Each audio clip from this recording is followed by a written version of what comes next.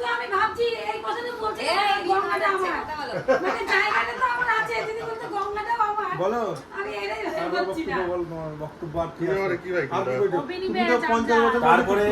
তারপরে আবার জমি টুকটাক বাড়িতে জমি চাষ করা সেটাও জানি, ফুল গাছ লাগানো, তারপরে হচ্ছে পালং শাক লাগানো, টমেটো বেগুন লাগানো, লঙ্কা লাগানো, এগুলো করেছি।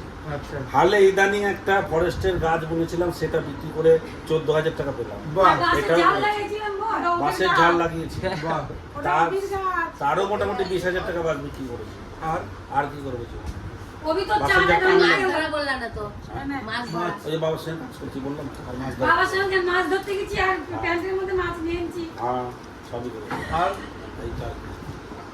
আচ্ছা তুমি বলো এবার যে এতগুলা যে জিনিস হলে এখনকার দিনে কি সব চলে?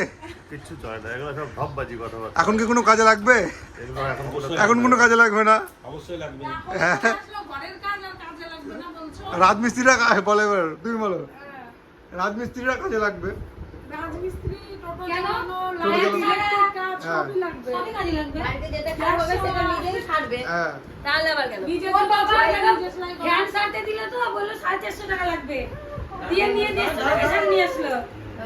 আবার একটা তো নিজেই শাড়ি নিল,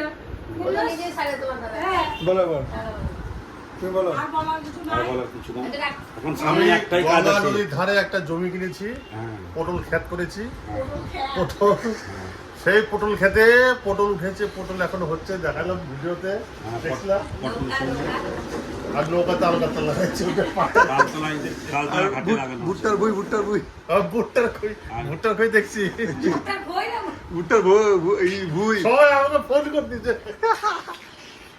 হবে আজকে সবাই বলে আরে কোথায় জমি নিছিস তুই? সবাই পেনশন যা জমি কিনছি ওটাই সব ফোন করতে, কোথায় জমি নিলি?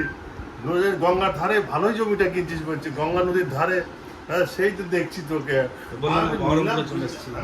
না বলে বহরমপুরে বলি না, আমি ভুল সাইডে নিচ্ছি। বহরমপুর করলে বুঝে যাবি, শালা শ্বশুর বাড়িতে ডব মারছি সব ফোন করে। গণেশ হালদার ওর থেকে বাবা লিখছে, বাহ কোথায় জমি কিনলি তুই? আবার চুপি হয়ে গেছে গণেশ হালদার। কালকে জমি দেখতে যাবো, তোরা জমি কোথায় কিনছিস? 3 দিন আমার জন্য